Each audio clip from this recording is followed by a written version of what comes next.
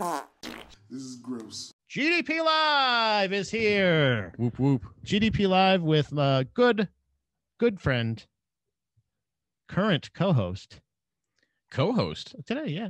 Oh, okay. I thought it was just guest. Co-host carries a little weight. You're here. You're sitting. You're equal to me. And dude, I did so much production for this episode. I even made sure that we were close to the same height because I knew that chair was a little bit shorter than this one. Ian Strong words with Ian Strong's own. Ian Strong is here. Pound off, buddy. Live. How you doing, buddy? I'm doing good. I had a hard time sleeping last night. Okay. Because I went to open mic. Mm-hmm. It was the first one that I've done. Excellent job, by the way. Thank you, and you as well. I was really I told you this off the air, but I was really pleasantly surprised to see you there. Not just because we're friends, but it's also the first time I've ever seen you do comedy in person. Really? Yeah. I thought, because you kept saying like, oh yeah, I've probably seen you at the mic, and I was like, I don't know if I've ever, like, I probably have, but I think at the time we weren't friends yet. Neither one of us were even aware of each other's existence. Right. So now that we have a mutual admiration, we enjoy giving each other content for each other's platforms, as well as partaking in such platform content, as well as some Shot Glass Diaries. Yeah, the Shot Glass Diaries. We were talking about that before. We had like a fucking great podcast before the podcast. I know. We should have been recording for an hour. It should have been. Yeah, honestly, it could be. And that's the thing is, we were talking about, like, we got a little deep. Not physically, emotionally. Well, trying to keep some things for the end of the show. Oh, okay. But maintain the mystery. But the Shot Glass Diaries is like a thing that you have been able to for lack of a better word, exploit it as like a thing that you would be doing anyway. Why not like utilize that, mine that for kind of content? Because that's something that we both enjoy doing, traveling in different ways. I mean, a lot of the reason that I even have a show is because I have what I believe are a lot of really great stories to share. And of course, podcasting nowadays being the best platform to share your story. And it's not just my story. I mean, I've had guests on for Shot Glass Diaries, which, to explain the concept, if you're not familiar, I am an avid collector of shot glasses, even though I'm famously 7 years sober. But anywhere I go, I collect shot glasses, and I have about 4 cabinets in my kitchen. You've seen them, just full of shot glasses, and each one has a different story with it. And once a month on my show, Strong Words with Ian Strong, I take a shot glass or 2 out, and I tell the story of that trip. I tell you about places that I went to eat that I would recommend if you ever travel to these places. I tell you some experience that I've had, some insane stories, and like, you know, I've met some celebrities on some of these trips, and, you know, I've had some, you know, insane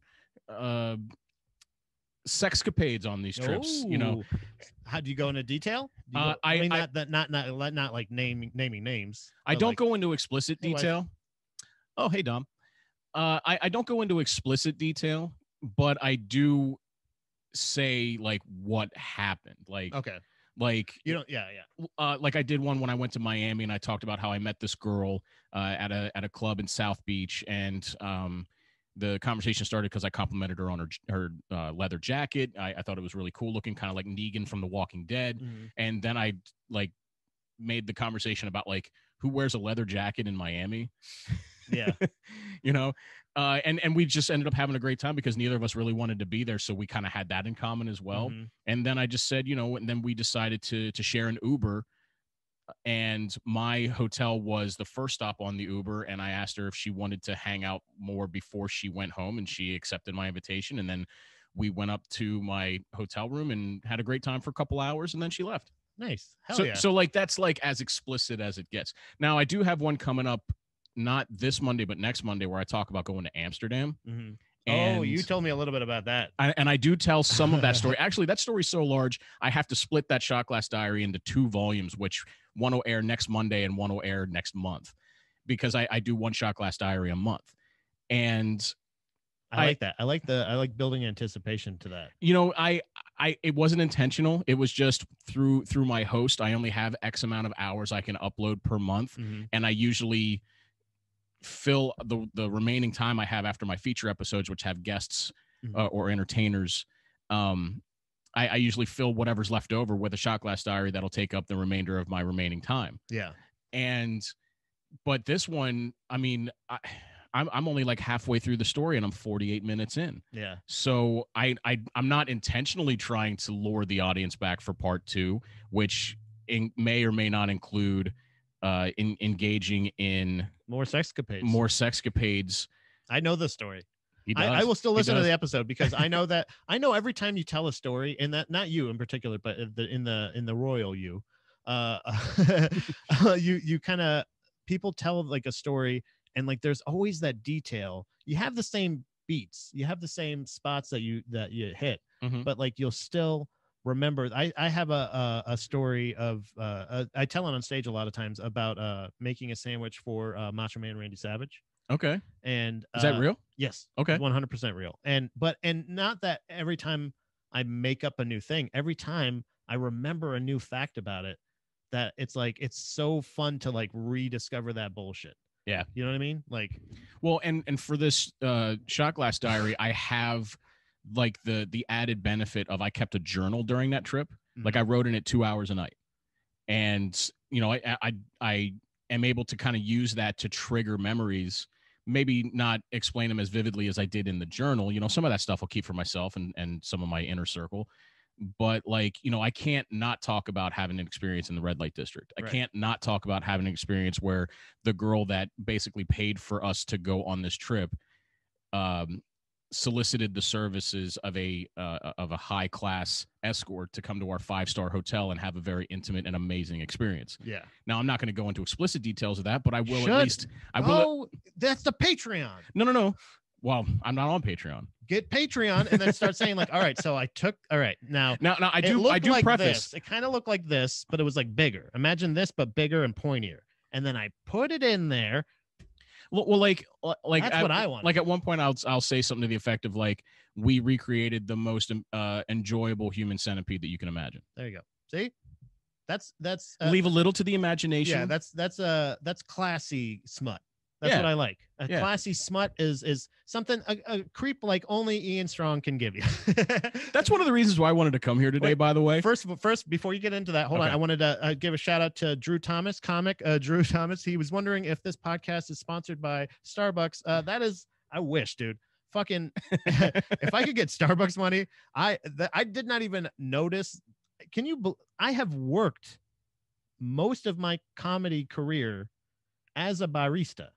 Okay. I don't currently, but I had for a long time done comedy in Starbucks and never even connected the fact that this looks an awful lot like the fucking, it reminds you of it. And I'm like, holy shit, Drew Thomas, big shout out to Drew Thomas, great comic out of previously mentioned in conversation before off mic, Atlanta. I love Atlanta, and he's a comic and great dude. He's performed at the Comedy Zone, which we were at last night. And he is somebody I met there, and I got to host a show. We hung out all weekend. We got to, he was also the first headliner I worked with that I was like, I feel like I really got an actual friendship out of, like, not just like, oh, he was cool, gave me some good advice. He did that, but like continues to. Okay. Drew Thomas. If you see Drew Thomas on the bill, go fucking see him. He's a cool fucking dude. Give him your fucking money. Guy's fucking hilarious. And I think I just realized my first shirt. There it is. And now I just have to think GDP or like, the font. I'm going to fucking rip Starbucks off as close to copyright infringement as possible. Well, you can get around it with fair use if it's satirical. Oh, believe me. I'm going to do that. Whatever you just said, I'm going to do it. I've done a lot of research on that because of, on my show, I do all original music that I record all the instruments for myself. And like, sometimes I try to do like a take on some video game music or a wrestler's theme song or something like that. And I have to be very careful when I do that, so I'm not violating any copyright laws. But if you're doing it as parody or satire, it qualifies under what they call fair use. Okay. See, yeah, fair use. That's the thing. And this might be also the merch that I could another piece of merch I could steal. I introduced him to the Smoke Buddy. He's somebody. Okay. He's somebody that I gave him that little seed of here's how you can be a traveling comedian and still smoke as much weed as you want in your hotel room, and without having to fucking stuff a thing under the door or put a aluminum foil. And I'm not saying that that's what Drew does, but I did happen to share some advice with him that if someone were to do that in a hotel room at the Comedy Zone or anything like that, after the show there, that's what you would do. My tip for people, which I haven't done myself, but I've been with people who have done it, is run the shower, hot water, close the door, get it all steamy, smoke in there. Yeah. Oh yeah. I mean, trust me, the thing with I don't even think I'm gonna make faux smoke buddies. I think what I'm gonna do is make paper towel tubes with dryer sheets in them. That's what I do. Is you put the dryer sheet in there. I didn't realize that you put one dryer sheet in there and like a paper towel. Okay. And then you put a dryer sheet on the outside. You put a little rubber band on it. Same idea. It's like if you don't have a smoke buddy. Yeah, I was gonna say it's like a steamroller. Yeah. But it smells pleasant. It's wonderful, actually. Yeah. When you blow the smoke through, you're like, damn, am I doing laundry right now? But one time I smoked out of that. I was like maybe 16 or 17 years old. And this is back when weed didn't have the same science in it as we put in for curing cancer. Okay, good. And I literally took a hit out of this thing. And there's a terrible visual, by the way. And before I got done inhaling, I immediately vomited. I've had those. Like, I've had those. GDP. There's gross. I've had those where the gravity bong. You ever did a gravity bong? Yeah, you cut a 2-liter bottle in half. Yeah, you fill a bucket of water. Yeah, and yeah, a bucket or even like there's been so many different iterations that I've heard of. There's been in different sizes. So like you can have like a 2-liter and you can have like a 20-ounce bottle and you can do that, like a little one. Nobody wants to do that. No. You get a 2-liter, cut that, get a bucket or something like that, fill that with water, put it all the way in, take the lid off, put the bowl on top, screw it back on, light it, pull it up slowly, then it's filled. By the way, I realized I have introduced more people to different methods of smoking that aren't just like, oh, dabs, ooh, like anything that's popularized. People are like, what the fuck? Like gravity bong right now? Somebody right now this is blowing their mind, which is crazy to me because that was like one of the first ways I did it. Again, I grew up in Florida. So, well, like this was also like back in a day where you had to kind of be MacGyver with your weed smoking because there weren't so many options out there to go buy things for as instruments of your whatever it is you want to call it. Yeah. Destruction. Yeah. Okay. Inebriation. That qualifies. Your tools of inebriation. Yeah. Oh, that's a good one. Tools of inebriation. That almost sounds that sounds like a good band name. I was gonna say that sounds like Willy Wonka or like an album title. Ooh, yeah. Okay. All right. So now I'm on board. All right. So so you were about to get into your I was trying to see if I could pull up the chat on there. I don't know why Instagram doesn't let me watch my own live feed. I don't understand it and I don't get it, but I'm trying to read all the comments. Yeah. For as narcissistic as the concept of social media is, you'd think that would be an available option. Why?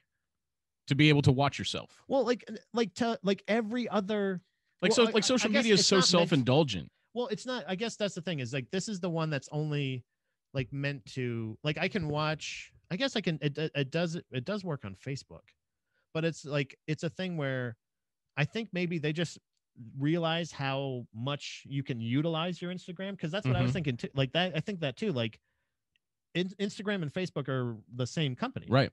So like, why wouldn't you be able to, like you said, indulge yourself and be able to watch yourself more, give yourself, and it doesn't give you a view.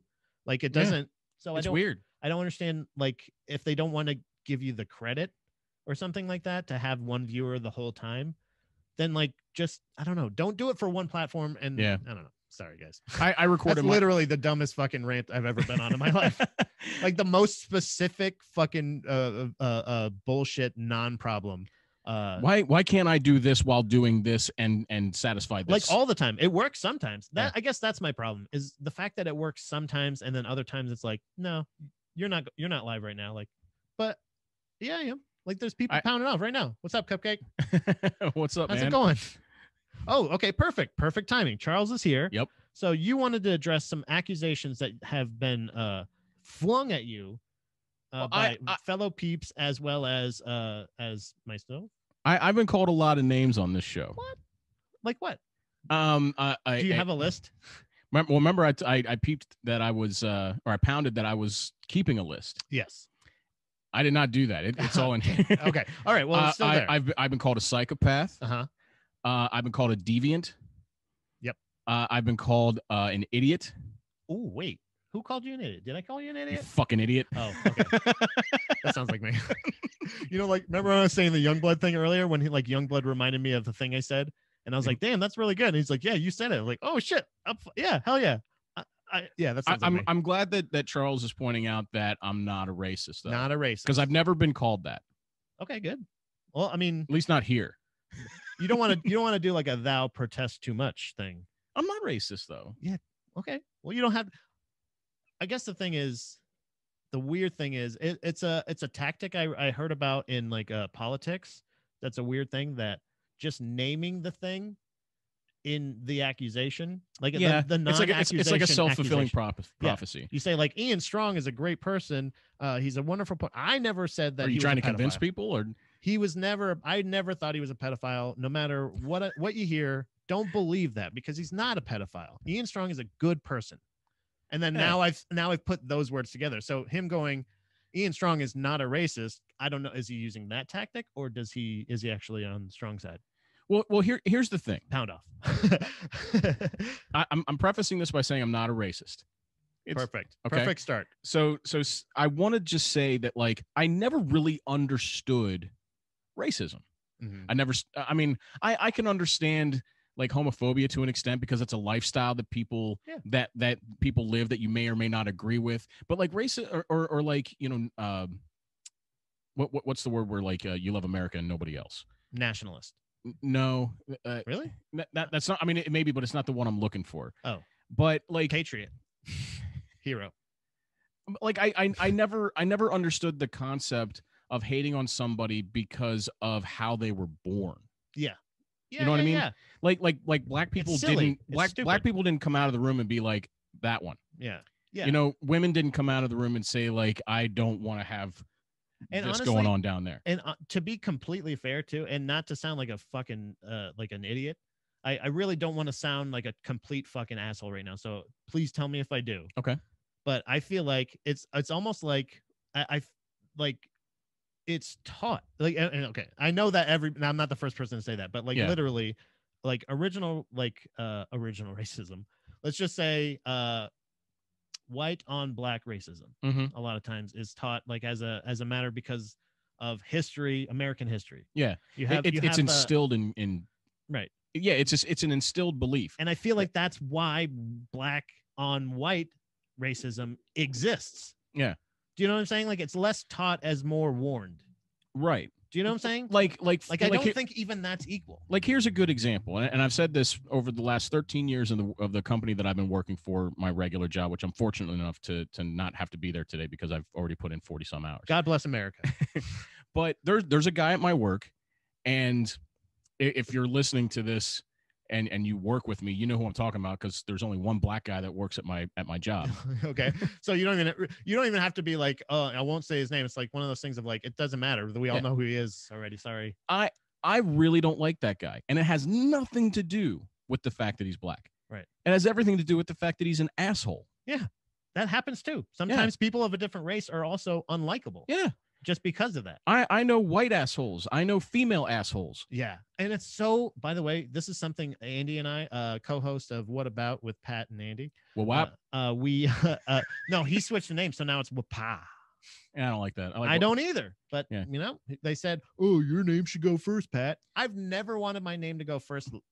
Alphabetically, it doesn't make sense. Acronymically, is that a word? Yeah. If it isn't, I just made it up. You're asking me. Is that the word of the day? Acronymically.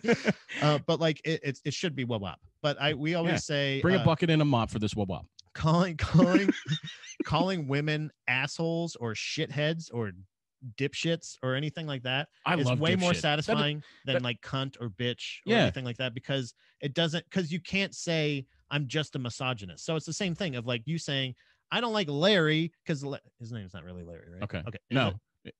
No, you don't have to say his name, but it's not Larry, right? No, it's okay. not. I don't want that to even happenstancely be, but I don't mean for this to come across as a generalization, but I don't know if I ever met a Black Larry. Oh, there's Black Larrys. I'm sure there are. Oh, trust me, there's Black Larrys. Well, there is a if you have God damn it, what was I gonna say? Oh yeah, like I hate Larry because Larry's a fucking asshole. You know what I mean? Right. Like it's not because Larry's such a and you didn't go like there's a black guy at work. You said there's a guy at work I hate. Right now, and he happens to be black. It's not my fault that this person that I don't like because he's an asshole also happens to exhibit a lot of negative racial stereotypes. Mm-hmm. I mean, yeah, he is lazy, but I'm not equating laziness with his skin tone. You didn't hate him when he was hired. It was one of those things of like, so, and that's another thing too, is I remember even looking back, if you really think about like the words you use on a regular basis, mm-hmm. like I generalize a lot for comedic effect, obviously, but there's a lot of times where I even for a joke, I don't want to say I'll use it only for jokes, mm-hmm. like is like something to say I hate something, because of the fact of like I don't actually hate Larry or whatever my coworker is. I just don't like working with them. Right. Like that's the thing, is like I don't think about Larry when I go home. Just like fucking, you know what I mean? Like it's a thing of like of all those things. I hate working. I hate having to go to work and to work with somebody that doesn't give a shit. Right. And like that's the one thing that like really disappoints me about cancel culture. Yeah. Is that instead of just like canceling somebody, give them the opportunity to learn why what they're doing or saying is a mistake or wrong to think or feel or believe that way. Because like, make sure it's a choice. And I'll use this from personal experience. I used to throw around the N-word in my preteen years and my teen years because I thought it was funny. Wait, the hard R one? Yeah. Really? Yeah. Jeez. But see, like I didn't realize at the time, like how wrong that is. And so like I would feel that it would be unfair to cancel me because I was in a place where I was ignorant to what I was saying and therefore never given the chance to grow and learn and become a better person because of doing that before. I'll throw like the homosexual slur that starts with an F. Right. I used to throw that around. I used to throw that around all the time. And it wasn't to disparage homosexuals. It was to get a rise out of straight people who didn't want to be called that. So much like the woman, instead of calling a woman the generalized, like the ones that are like you let's say culturally labeled for women to say like bitch, cunt, blah, blah, blah, whatever. Because those are the things where like, oh, when I heard like don't call, like never call a woman a cunt. Yeah. And it's like, all right, well, but wouldn't it annoy you more to be called a fucking asshole or a shithead? You know what I mean? Like, I think it's also, why don't be mean to people? Like, why do you have to give that special thing of like, you can call her a bitch, but don't call her a cunt? Like, what? No, I think it's all subjective because I know women who don't have a problem with the C word. Yeah. You know, but like they hate the word moist. Yeah. So like if I was going to try to, I don't want to necessarily say insult her, but get a rise out of her, I would try to throw the word moist in there. Okay. Because I know that is a triggering word. Yeah. But see, like that's the thing about. And also, that's really weird. That's a really weird tactic to throw like a weird curveball like that in, because you're gonna give them a special word, but that's not normally. But that was the whole, like, insulting somebody. The science behind it is to say the thing that's going to trigger them to get pissed off. Yeah. So whether it's you know, letting or calling a straight person gay because they're so homophobic that they don't want to be associated with that type of lifestyle. Yeah. This is a specific problem. I feel like now this is going to be a specific problem with being able to be annoyed by people. Yeah.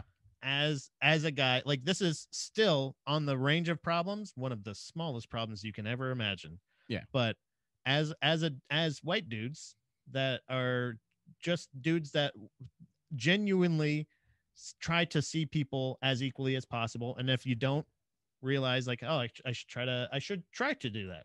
Yeah. And I think I've done a pretty good job now that I'm married. It's so as somebody who was married at one point and is in a committed relationship now, it's relieving. Yeah. Because you got that covered. You don't have to impress anybody. You don't have to not that you don't want to be yourself around somebody, but I used to think that way though. But it doesn't mean in the negative way, like, oh, now I can go be mean to every other person. It's just genuinely, I can just be myself because I found a person that accepts me for who I am. Well, like I'll tell you a story here. That helps. And I think the people that are usually not best at processing that kind of those emotions or those interactions and being able to separate their ego from a lot of it is because they don't have that happiness, that comfort. Well, like I'll tell you a personal story here, and it's not like a secret. Like I told this story on my Twitter feed once in a thread because I thought it was important to share it for educational purposes. But like there was a time back when I was with my wife before we got married that I thought that I could say whatever I wanted to a woman all the time because I'm in a committed relationship. I will just come off as harmless and funny and by witty. The way, that's not what I meant, right? No. Okay. But like to me, like I didn't realize the damage I was doing with that mentality. How were you going on? Were you just saying like I would flirt with women or I would embellish or whatever. Like yeah. Basically where I'm going with this story was like I used to go to this place for wing night on Thursdays that had 10-cent wings and dollar drafts. So like you can spend $8 and be 30 wings and 5 beers. Were you drinking still at the time? Yes. Okay. Yes, I was. Okay. So and we were regulars at this place. So like we the place would have like an hour and a half long wait, but not for us. We had a reserved table. Nice. And our waitress was like this like I'm not trying to insult her here, but she was a drug addict and was wearing an ankle bracelet, and that was part of her charm. And but I really liked this one waitress that was there, and she would usually help out with our table because sometimes we'd have as many as 15 or 20 people at our table. And we got to talking, and I like started coming up with this BS story about how I'm engaged, but because my wife to be has so much more sexual experience than I do, she has basically given me a hall pass to sow my wild oats before the day of the wedding, because from that day forward, I am committed to her and only her and no one else. What are you in a fucking like a Vince Vaughn movie? No, I'm a fucking sociopath is what I am. You're just telling her that. That's not none of that is that true. Was not true at all. So Charles may be right. He may be a sociopath. No, he called me a psychopath. No, he did. He reiterated. He said I'm a psychopath because I willingly eat Arby's roast beef. He reiterated in the chat here. I don't know. Maybe he changed it. But he did say sociopath in the chat here. He counted off. And but it may not be because of the Arby's, guys, but we're getting deeper. We're getting the answers. Like for me, I was getting a rise out of myself because I was tiptoeing around my own line of comfortability, but like still being like kind of dangerous, but also safe. You know what I mean? Yeah. And just seeing like how far I can go with it. And it got to the point where rumors were flying around that place that we actually slept together, and she was slut shamed like crazy. Yeah, that's not okay. And she thought that I perpetuated that rumor and maybe even instigated it. So like it was like a really weird Thursday night at the Coliseum. Yeah. So when I kept in touch with this girl over the years, and we eventually she realized that I had nothing to do with that. That was just, the sewing circle drawing up their own. Did she know that you were in married, or she knew I was engaged, but I remember I facilitated that BS story. Right. Just to see like how far we could go. And then I eventually, once I met my own personal threshold, not knowing what I was doing was wrong. Okay. I would pull back. Yeah. I wasn't going to do anything to jeopardize or sacrifice what I had.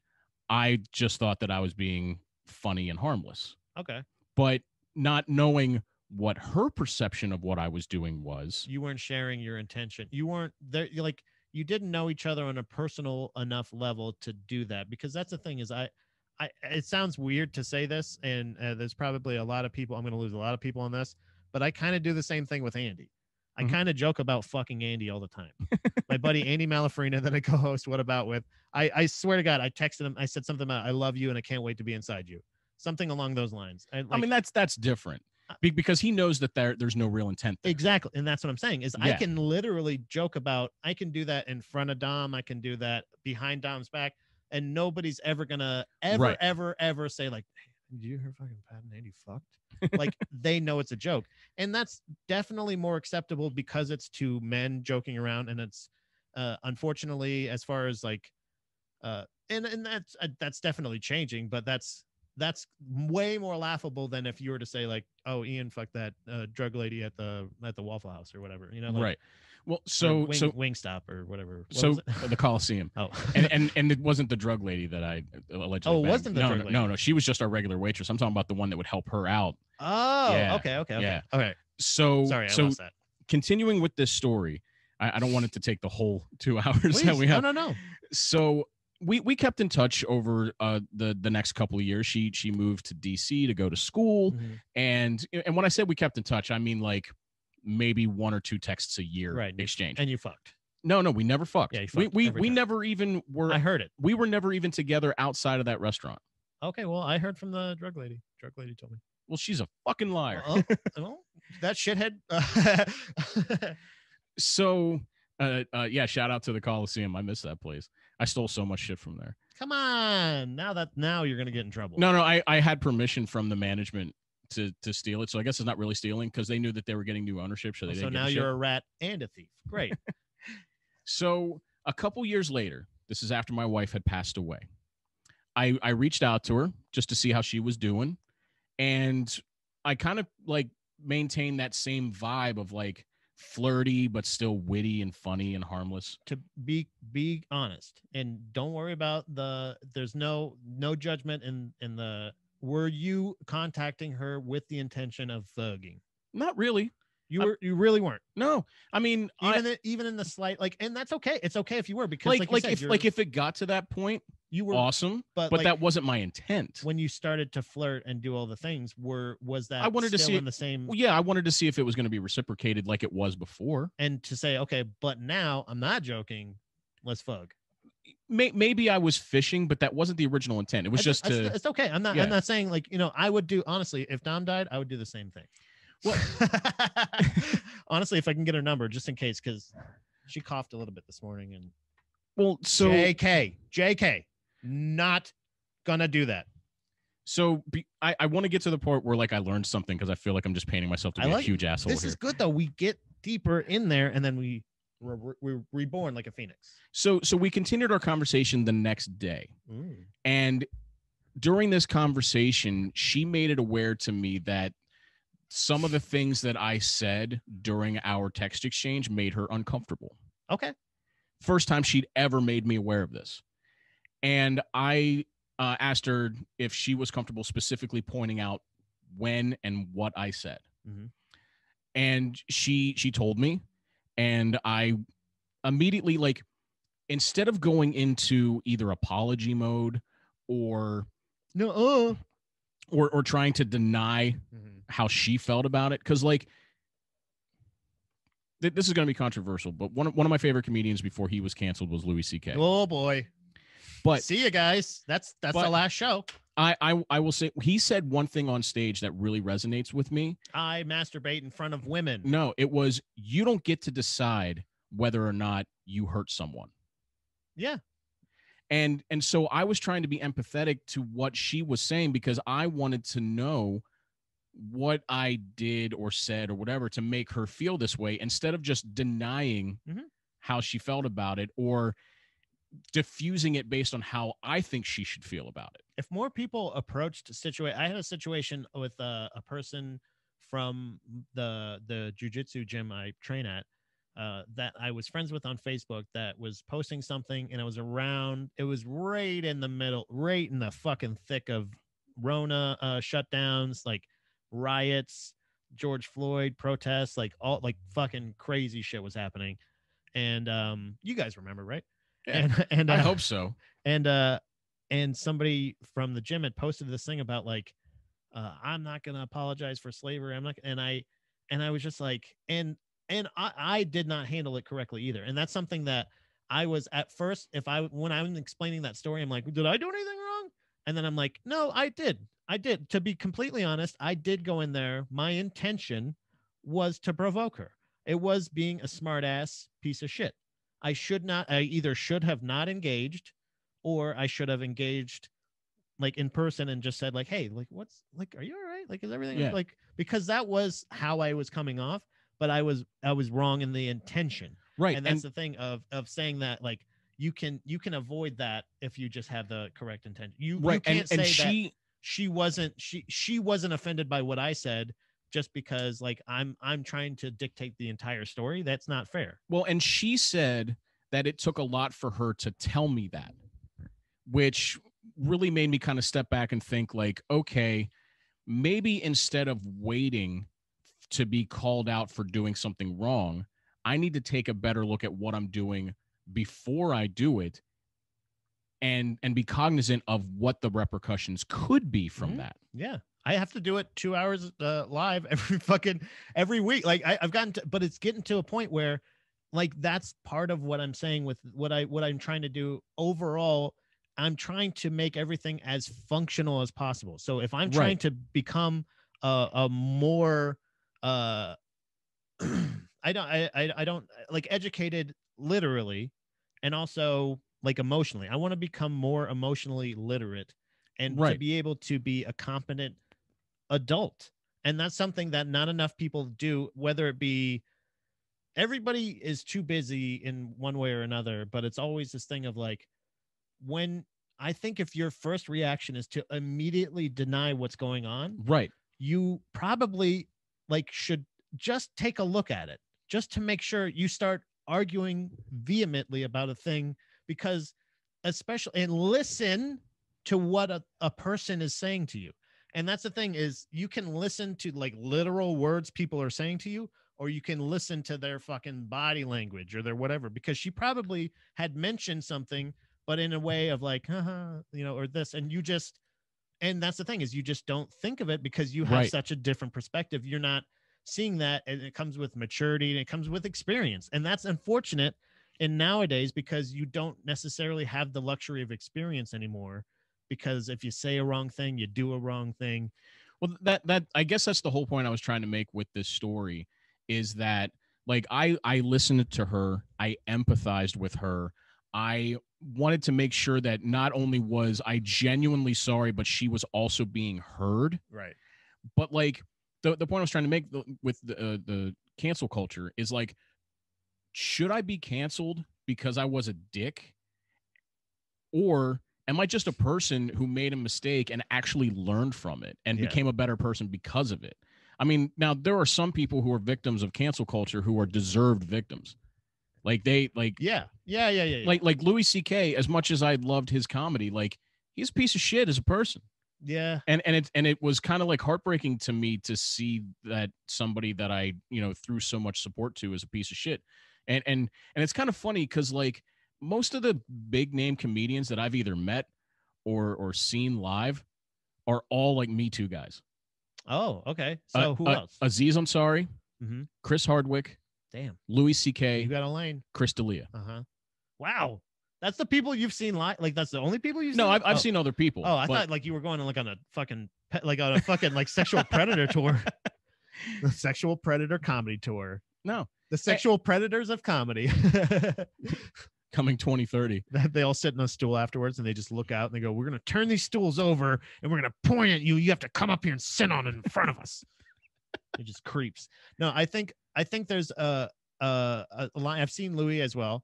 But other than that, I feel like Cheech and Chong, Jim Gaffigan, Dave Attell, pretty morally good people, I think, overall. But I'm just like, I'm going through my list. They have respected character. Let me look at my ticket stubs here. But there's a like, there's not like, and each one of those, if you think about it, that's the whole spectrum of cancellation, really. You have all but direct, straight. I mean, like the Aziz Ansari thing, the fingers thing. I don't think I should know that. Like the fact that he's like sticking fingers in his mouth or in girls' mouths and shit like that. And there's like this weird, like, I'll blow you for a little bit, then I'll stop. And he's just like, come on, blow me some more. And then she blows him like that shit. Like people that I feel like that's when the people said, you had a bad date. And it's like, all right, let's literally, I wish for some reason the drops aren't fucking working today, but I wish I could play the drop that I have of the take it easy and why don't you stay off my side? Because that's the thing of like, I'm happy to argue against this and to say like, all right, let's just look at, not even argue. Let's just discuss what's going on here and how we can not continue this fucking shit. Yeah. But also let's not start like generalizing, because that's what it always becomes is sides. It never becomes well, let's discuss like base to or case to case basis. It's a situation where it becomes this blanketed I was assaulted, and they're like, cool, he's out. And it's like, and not saying like that, no, okay, we can get him out of here, but like, let's figure out what happened. So like, because if this is considered assault, we want to make sure that none of us are doing this shit. You know what I mean? Right. And like, that was another point that I made. The fucking rules. like that was another point that I made at the very end of my thread was I said, you know, the thing that I learned is just because I didn't sexually assault someone doesn't mean I've never done anything wrong. Right. And that's the thing is like, I'm learning there's things about emotional abuse and like psychological abuse and shit like that. That's things like, hey, you know, even if it's like checking in every once in a while and be like, hey, like that doesn't bother you when there's a I invited her to freely and openly call me out if I ever exhibit those types of behaviors that make her feel uncomfortable, just so for the sake of honesty, empathy, and normality. Yeah. And on it, like we become better friends because of it. It's just a mutual respect. Yeah. Literally, that's all it is. And that's that is exactly what it is. Most of the world's problems and most of life's experiences, like as far as like social and not even just say let's social, just personal issues, golden rule kind of works for everything. Treat people like you would like to be treated. Now there are A and B personalities for sure, but there's still situations where, and I want it to be known, I don't think this kind of talk is pussy shit.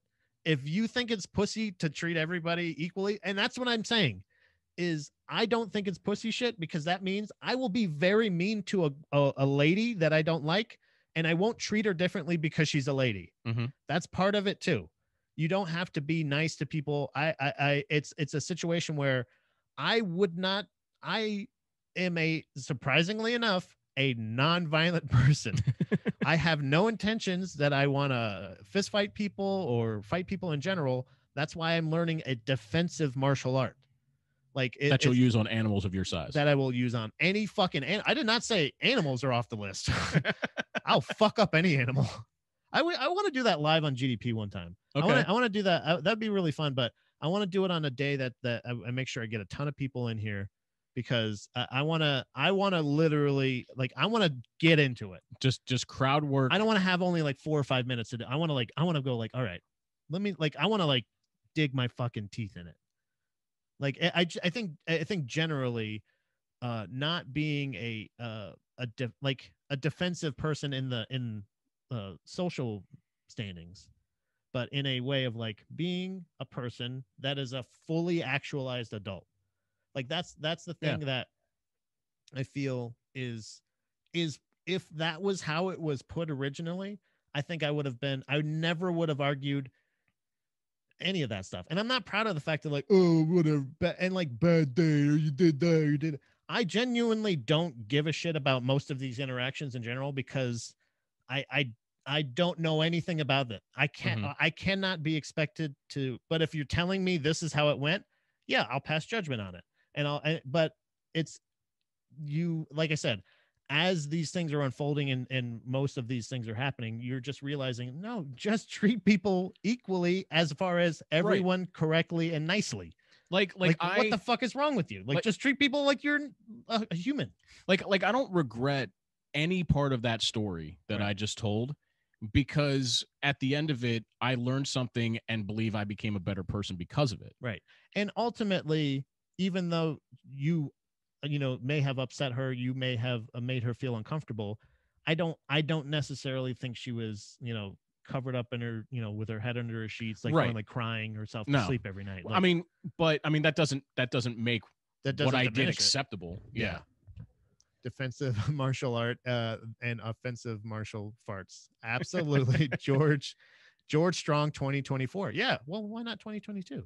We can get our shit together in that time. Yeah. Midterms. Yeah. Let's do it. We'll run for co-governors. Casey's pounding off. I just want to ask how she's doing. Oh, yeah. Because last Friday she revealed here on the show her positive COVID test. Yeah. Want to make sure you're doing okay. I assume you are if you're pounding off. We were discussing a little bit about a show, the Leftovers that we were talking about on the HBO show. Yeah, I loved that show, dude. I think I swear to God, we're gonna start a fucking Leftovers podcast because it's such a niche thing, but it is a show warranting a podcast. I've seen Saved by the Bell podcast, 21 Jump Street podcast, like all this bullshit fucking show podcast. You know what's a good one though? Huh. The Back to the Future podcast hosted by my buddy Brad Gilmore that I've had on my show. Not to diminish podcasts that do that. No, but I'm saying like there's some fucking meat on that. Yeah. On the Leftover show. He had Christopher Lloyd on this week, by the way. I'm what the fuck? Yeah.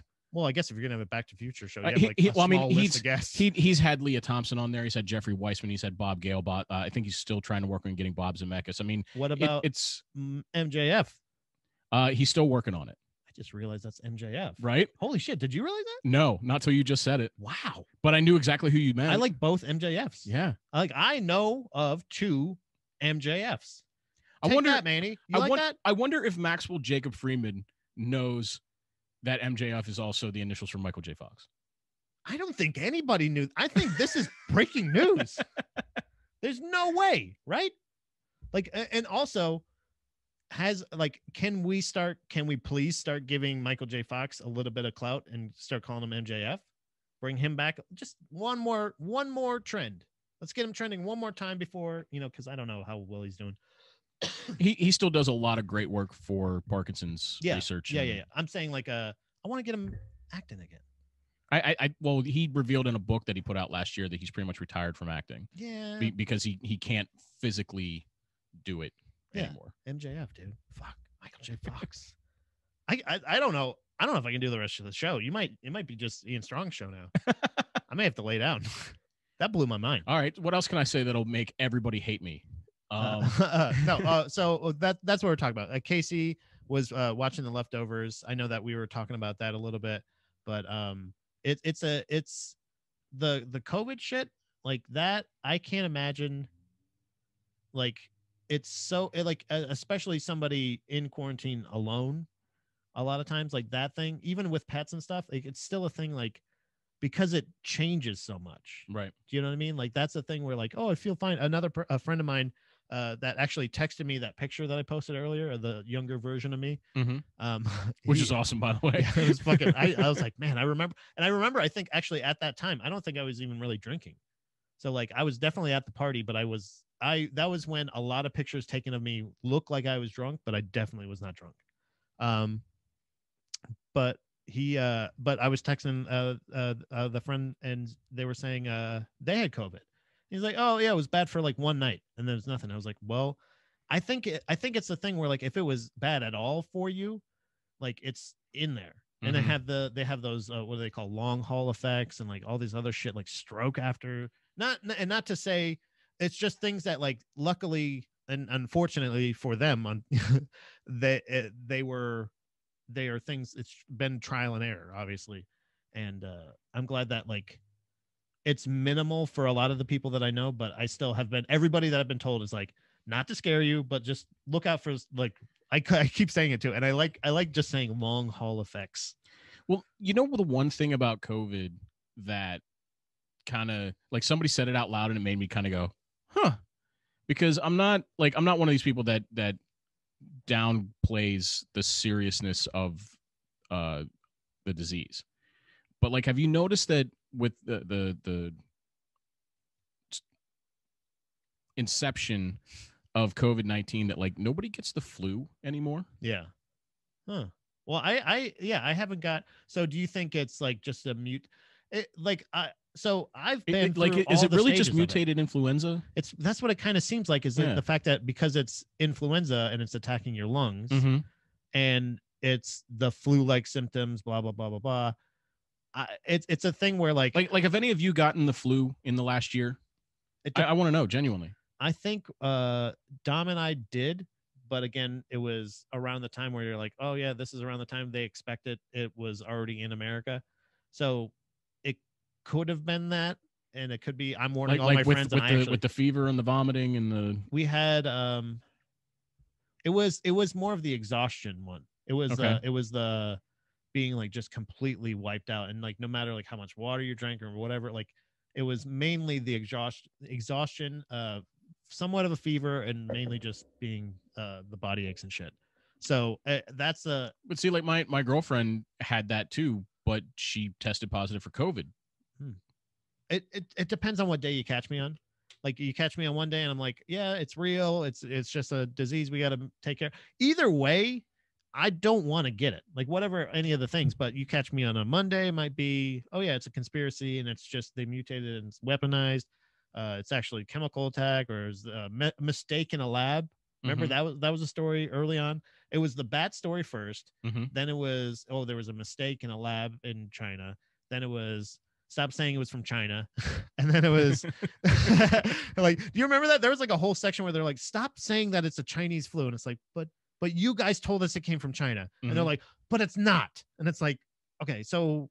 Well, and it didn't help. And I'm that's hating the fact that I have to that's why I put have this in there. But like our former president like perpetuated that to a great extent. Right.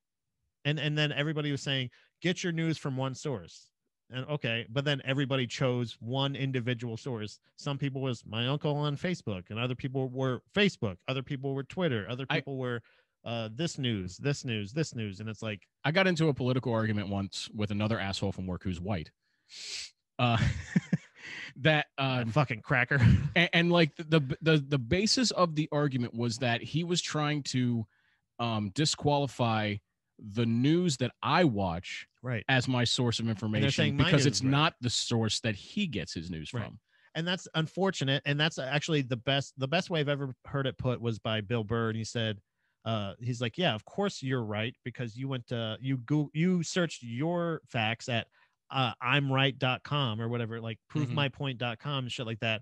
Because that's the best way is like every time somebody starts getting into this thing where they're like digging their heels in, they're not just going like, on more occasions, and from Poundin' Live and Peepin' the show, Earin' the show, is the fact that I have no problem saying I have no fucking idea. Yeah. And not enough people are comfortable. And it really is. It's not even as hard as the golden rule. It's as simple as just saying, I don't know. And I would never begin to imagine that I know more than somebody else. Well, and part of this conversation that we were having was all centered, like this happened like right around the election. And like, I was trying to tell him that I don't know enough about how our election results were tabulated to be able to tell him directly whether or not it was accurate and true. But yet he couldn't make that same argument. Right. Like he's like, no, it's not true. Oh, it is all fact. It was stolen. And I'm like, yeah, but then how do you explain if it was a conspiracy? Right. And I don't want to go down this rabbit hole, but if it was a conspiracy, how come he didn't get reelected, but people like Mitch McConnell and Ted Cruz and Rick Scott, they all got reelected? Yeah. Like that's a really intricate scheme. Well, it's QAnon, obviously. It's obviously QAnon. You just explained it all. You proved it's QAnon. Yeah. I honestly don't know what QAnon is, but I've heard QAnon a million times, and I'm assuming it's probably QAnon. They stormed the Capitol. Casey says she gave it to Mike, and it's been minimal. Oh no. Apparently, I don't know. I guess that's good. That's good that it's been minimal, even though you tested positive. John thinks that I did in fact have the itis. Manny says he got really sick during around Christmas in 2019 for like a week, and haven't been sick since. It's pretty wild. Yeah, it's a weird thing. I don't normally get sick, but I also I am very weird with like I do try to, at least especially like during the Rona for sure, just stay up on like vitamins and all that shit. Like, so nothing gives me more anxiety than being sick. Yeah, I don't like it. I don't like. I'm talking like suicidal thoughts, anxiety. Wow, really? Yeah. Wow, that's that. You might want to get that. Talk to your.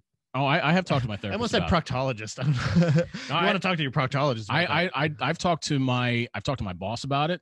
I've talked to my psychologist about it. It's like, especially now that my wife is gone. Yeah. And I don't have, like, I'm not the kind of person that like needs or wants somebody to be looking after me when I'm sick, but like to not have that option is really the feeling makes me really anxious. Yeah. Like just to know that like if I get COVID, I don't have someone that I live with that could like take care of things like making sure that I take my vitamins and I have food to eat and can go pick up my prescription medications and things like that. I mean, I do have a lifeline of people that are willing to do that for me, but like I have to inconvenience them to do that.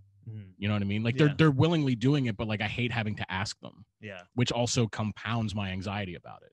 I think that's a thing, because that is the instance that I feel like I identify with the most too, is being kind of like a burden. Yeah. Or being like, because no matter what, if somebody I know is sick or has something, I genuinely mean, if you think of like, if you're like, oh my God, Pat, like I called my mom, but you know, she got called into work and she was going to bring me some soup. Would you mind? Like, I can pay you back. Like I'd say, first of all, don't worry about it. And this doesn't count. You can't just get me for soup, guys. Okay. You got to be actually sick. You got to show me an actual fever. You got a rectal thermometer when I get there. I'm putting it in. I'm checking your temperature live. If you're getting soup from me, so that's the only stipulation. But I will do anything for you. But no, like literally, if you need like like that's that. If I'm offering you help, I genuinely mean it. So it's like one of those.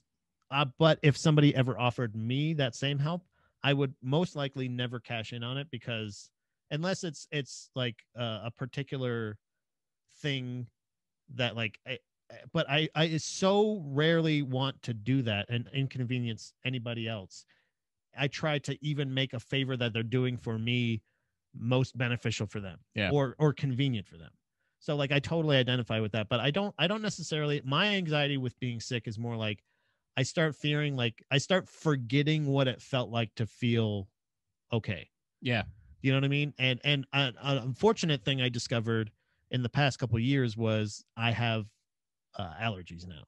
I never had allergies before. Yeah, I developed them about like 4 or 5 years ago. And it is so fucking annoying to feel kind of sick or feel sick, especially during COVID time. I ended up getting a sinus infection during this, and that was terrifying because I thought I had COVID, had to get tested, and also had to go to the doctor over Zoom, and they go, yeah, it's probably just a sinus infection. I'm like, cool. So I feel even less confident about it, because you're just kind of looking at the webcam like, let me zoom in here. All right. Yeah, it's probably, yeah, you got a sinus infection.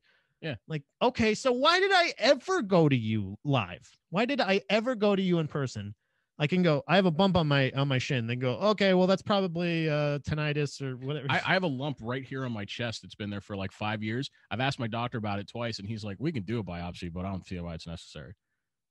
Dude, I don't understand doctors that don't like their job. Why? Like, I don't get how you could do that much work for something you hate so much. I can, because I do that with my job. But ultimately you're not doing it. I literally spent the first 20 minutes of my therapy session on Tuesday trying to talk about how much I recognize how unhealthy it is to fantasize about committing suicide after my shift today. Yeah. Yeah. You should probably quit. Also, that might be 5G. That might be 5G getting in your head. Maybe. That was one that I never got on board with, by the way, was that COVID was being transferred by 5G. I was like, wait a minute. 5G. I've actually never heard that. You haven't heard that? No. There was a weird thing where like for a while there, it was trying to be perpetuated. It was one of those, and now we're gonna have to put one of those disclaimers on now, it. Charles. Now I know, like that's how I know I'm not a psychopath, because I don't fantasize about killing other people. I just fantasize about killing myself. I don't fantasize about killing other people. You're not a psychopath. Yeah. Okay, good. I was just making sure. Like, it's one of those things. You got to self-assess. Yeah, me neither. Hold on. We got to... Wait, you guys don't talk to your proctologist about your depression? No, sorry, Ron. We don't do that. My proctologist helps my depression. Suicidal anxiety and some killer albums back. Oh, it's these things. Yeah. Suicidal anxiety. That is actually a pretty good band name. Damn, Pat is a soup sap. What? I can't read that. What does that say? Soup simp? Soup simp. What does that mean? What were we talking about soup and I'm a soup simp? When you don't want someone to bring you soup, or you do want someone to bring you soup. Yeah, I just, oh, because I'll bring you soup no matter what. Damn, you ever win? I'll bring potatoes. You win a fever battle. Always feels so good about yourself when you're out of a fever. Yeah, I see. That's the thing though, is I feel I don't have that mentality. Mm-hmm. Like I don't have that mentality of like, oh, it's gonna feel so good when I'm not sick again. I'm like, am I ever gonna be able to feel normal again? And it's so fucking dramatic for like a cold. Yeah. But I genuinely don't get sick that much. Oh, I get crazy anxiety if I get a stuffed up nose in the middle of the night and I can't breathe. If I had during this time, like when I had that sinus infection, I was like, I wish I knew something now, because otherwise I'm just sitting here giving it to Dom and like just sitting here with, if she doesn't have it right now, I could be separating myself from her. And you know what I mean? Mm-hmm. So I think that's what do you say? Favor, not fever. Oh, I was like, what? A fever battle? I was like, well, that changes everything. Yeah, fever battle. Like I thought he was talking about like literally. I was I'm able gonna to hold my breath until my fever gets to 102.3 because you're at 102.1. Oh, I was picturing it as like a battle with the fever. Like I defeated the fever. I won the fever battle again. Like I guess if you lose a fever battle, you die, right? Yeah. That's losing a fever battle. That's what I would think. But if it's a favor battle, I don't think I've ever done that. I actually talked to my neighbors that confused you for me one time. Oh, the one that thought I gave her coffee. That thanked you for the coffee. Yeah, that's really nice. I never got that thank you, but either way, I mean, I got it from you. But yeah, I was gonna say you got it. I got a slightly used thank you from Ian via my neighbor. It was a filtered thank you. Yeah, exactly. Coffee filtered. There is a. By the way, I told John this. The art for today's show is so good. If you aren't watching the video and you haven't seen that, or actually if you're listening on Spotify, you've probably seen it, but check it out on Anchor or Spotify. The art is there, it's featured, or on Instagram at Baby Mermaid Productions, because the art is so good for today's show that I was like, I think we should start a podcast called Spud Buds. Or Best Buds. Best Buds, because if Best Buds. I liked Best Buds because if you say it fast enough, it sounds like Best Buds. Yeah, like I talk about how much I love John Montag on the show. Mm-hmm. I try to express. I know I judge him a lot, and he thinks I don't like him because of his drinking, but I love him because of his drinking, and I don't know if he put that much thought into it or if he just happened to do it. But I am so blessed to have him on my side, because I was like, I don't want to just use this once. I want to. So either this will be the cover art every time you are on the show, okay, or we are starting a podcast about potatoes. About potatoes. It's got to be. We have them in the. Or my education level on potatoes is elementary at best. All right. Okay. So maybe we'll just have a I know what a famine is. I know that there's a bunch in Idaho, and I think you use it to make vodka. Honestly, there we go. 3 episodes. That's season 1. We're done. But I just want to say thank you very much to John Montag. I genuinely got a good laugh out of that this morning. Did you really? I did. Good. That's what's important. I feel like, but I feel like hold on, what did you say? Yep. Exactly. If you say it fast enough. Best Buds. Okay. So yeah, perfect. Best Buds. It just fucking works. Yep. It's perfect. It's genius. I wish I had remembered the thought I was going into right before that. God damn it. potato hoarder. Goddamn. I'm not a hoarder. I accidentally bought a bag forgetting that I already had half a bag. Well, and I live by myself. I don't need 1.5 bags of potatoes. And it was Christmas. It was Christmas. It was Christmas Day. Yeah. I remember that. Yeah. Yeah. It was a magical day. I genuinely I think the last time I was here was actually the week of Christmas because I was off that week. Mm-hmm. But like to me, and I'm not just blowing smoke here, like that may have been my favorite part of Christmas Day was knowing that I did something. That's one of my favorite stories. So insignificant to me, but so significant to someone else. Yeah, and I think that even could be that. Maybe that's the podcast. That could be the show of just having insightful conversations. This is a perfect segue. And Manny and Youngblood, and you know how well I am, how good I am at segueing into plugging my own shit. So coming May 10th, you've plugged it already. I got Diamond Dallas Page coming on my show. And one of the things that we talked about was what he wants his legacy to be. And he cares more about wanting to be remembered as somebody who did things for other people than the things that he accomplished himself. Mm. And like, to me, I've been nonstop thinking about that, like just how gratifying it is to do something for someone else. But that weird dichotomy that comes with doing things for someone else because of how it makes you feel in return. Yeah. So like there's a very fine line of selflessness when it comes to charity. Mm-hmm. And like I want to find that. That's the thing. That's my goal a lot of times is not just having it be beneficial just to me, but I want it to be as beneficial to all parties. Mm-hmm. You know what I mean? So it becomes a more practical kind of thing of everything. It should be like a win-win. Yeah. And I know I think that's where the line sits, is like, if you have that mindset, like, I think there is a hard and fast line. That is, if you go into every negotiation or every business interaction or anything like that with the mindset of like, look, this is going to help us both exponentially. You will, like, if it's a business deal, you will get your money's worth plus. I guarantee that, because just knowing myself and my own work ethic, that's that.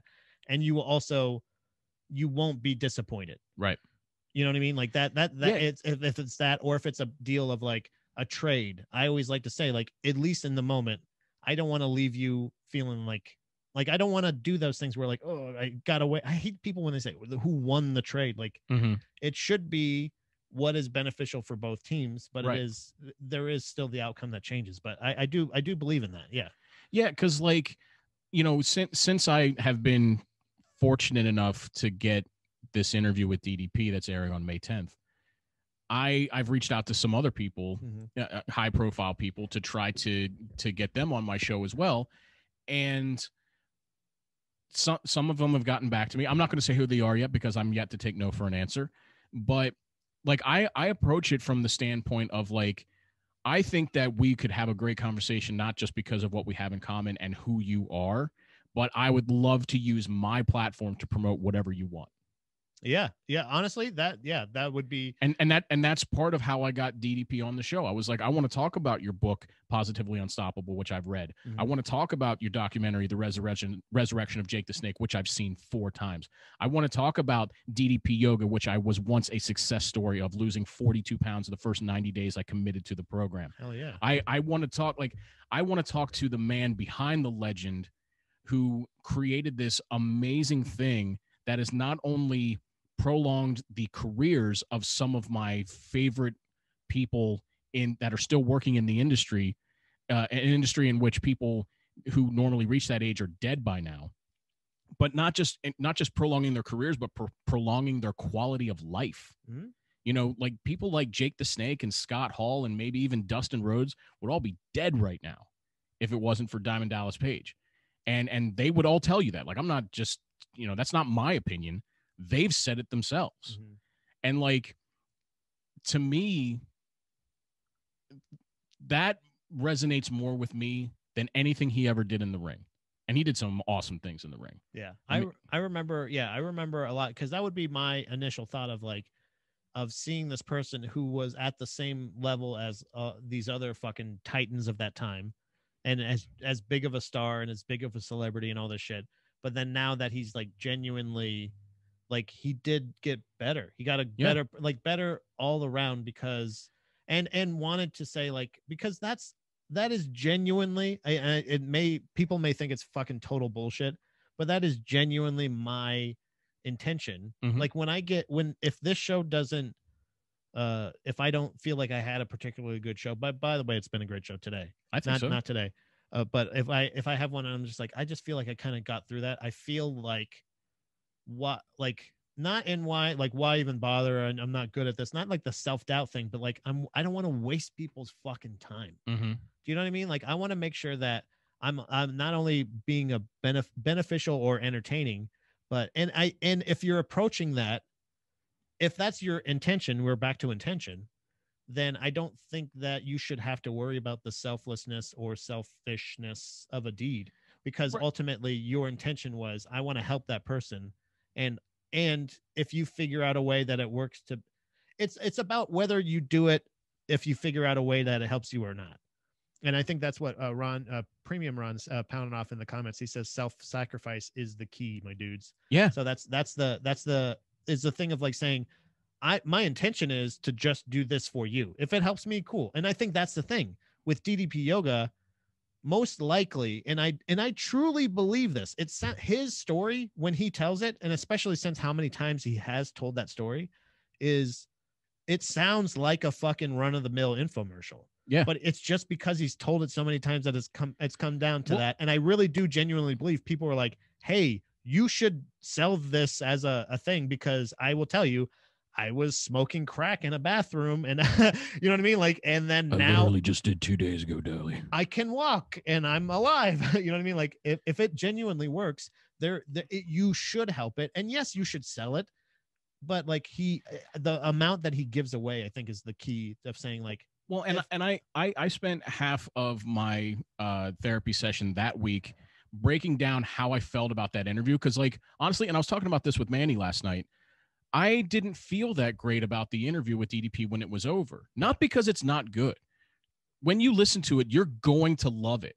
It's just, maybe I wasn't as thrilled or jacked about it because it wasn't the interview that I wanted to have. Mm-hmm. Because, I mean, you've listened to my show. You know my interview style. It's conversation based. Yeah.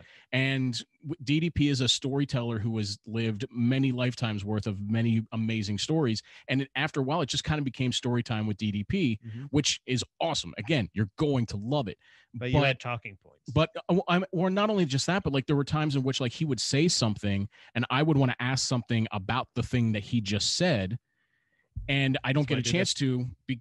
Well, no, by the time I get around to it, to when he's finished talking and I can actually ask something, like, I don't want to go back 10 minutes and say, like, hey, when you were on the phone with Dusty Rhodes, what was that? Like, you know, I don't want to break down that one specific part. You know what I mean? Because like I said, I wanted to do a little bit, I wanted to approach it a little bit more. And I think that this is what made it successful for me to get it, because I was straight up told by his head of talent relations, he does not do interviews with people who have less than 20,000 subscribers to their podcast. And I don't. And you're at 19,000. I'm not even close. I'm not even at 1,000. It's like 1999, right? I just surpassed 3,500 downloads yesterday all time. Nice. Hell yeah. And he's only got one episode out. That's not true at all. Damn it, Ian. Just I have 53 amazing episodes that you can listen to right now. Right. And they've split up evenly perfectly to 35,000. That's not true either. Huh? No. Yeah, I don't do I have one that despite airing last year, still gets 1 or 2 a week, and it's up to 700 total. You know, the thing that I have the biggest struggle with reaching out to higher profile guests for a lot of shows, and something that why wouldn't I fucking do this? Because I have the confidence to talk to, and that's not the part. Right. The conversation is not the thing I'm nervous about. Yeah. Because he, like, his handler, I don't want to call him his handler, but like his assistant basically told me, he gave me 2 pieces of advice: know your shit and be calm when you're talking to him. I'm like, yeah, you don't have to worry about either of those 2 things with me. Yeah, what are you talking about? It's fucking DDP, right? The DDP? Well, DDP? Like he didn't want like me to, like, once the Zoom meeting started, I get starstruck and I start stuttering over my words and I don't have questions prepared. What the fuck? I'm a professional interviewer. He's a human being. Just talk, well, and how I started it was I recalled the time that I met him at his yoga performance center in Smyrna, Georgia. I didn't expect him to remember me, and he didn't, which is fine because he meets people like me all the time. But I wanted him to know that when we met, he was doing an open house at his performance center. I was in Atlanta to see the Braves play the first 2 games in their new stadium. I reached Shot Glass Diaries. That's true. I reached out to DDP because if you do his program and you follow him on Twitter, he'll follow you back so you can DM about the program. And I was telling him about my struggles. It is called DDM though, right? It's DDPM. Okay, good. Don't Google DP. Yeah, don't Google any of that. So like I told him how much I was struggling with anxiety and depression in wake of my wife's passing. This was only like maybe 5 months after she had died. And he invited me to this open house. And after he got done live streaming a Q&A on Twitter, he came right to me. And we talked in the middle of this studio with 50 other people waiting to get his attention for half an hour. And he gave me attention as if there was no one else in the room. He listened to my struggles. He listened to my successes. And he stands about this close to your face. So like it's kind of intimidating because he's also 6'4". Yeah. But like he talked to me so candidly and positively and was so real and raw. Right. And he is very agreeable. He's bang, right? No, bang. He was just like, bro, I hear everything you're fucking saying. Bang. And I hear everything you're saying. And this is what you need to do. This is good. Like he told me all the things I needed to hear, even though I wasn't ready to hear them. And more importantly, not ready to apply them. Mm-hmm. Like he basically was telling me that like, there's no point in burdening myself with all of this weight as a result that I'm carrying as a result of my wife's passing and everything that had transpired between us prior to that, because it's not doing me any good. It's never going to do her any good. So it's a lot easier said than done, but I just have to fucking let all that shit go. Yeah. That's my favorite thing that celebrities do or famous people do or any personality or anything like that is when they don't act like celebrities or you know what I mean? Like when you said that handler thing about the guy that's saying like, make sure you have your talking points ready and make sure, like that's it. Like it makes me feel like, ugh. But then like when he does stuff like that, where he's like, when the way you said it was, it makes sense because he's DDP and it's his yoga studio and there's everybody there is there to see him. He literally told me that he gets 50 to 100 podcast requests a day. But like, that is the thing, is him standing in the middle of all those people talking to you just like a regular person is like, it's because he's a regular person. Right. And that's my favorite thing, when celebrities or personalities just don't act like celebrities or personalities. And they're just saying, that would be the same way if I met you at a yoga studio and you started telling me that stuff. I'd be like, dude, what's like, tell me more about, like, I wouldn't be, but the only difference is the other people in the studio aren't waiting to talk to me. Right. You know what I mean? Like I left that place feeling better than I had in 6 months, even though, like I said, I wasn't ready to apply any of the things that he said to me, but that didn't mean it didn't resonate. Mm-hmm. And I recalled that story and I told it to him on the air and I segued that into my first question was there ever a point in your life, either personally or professionally, with wrestling, with yoga, with, whatever, that you needed somebody to talk to you the way that you talked to me that day? Oh, that's a great question.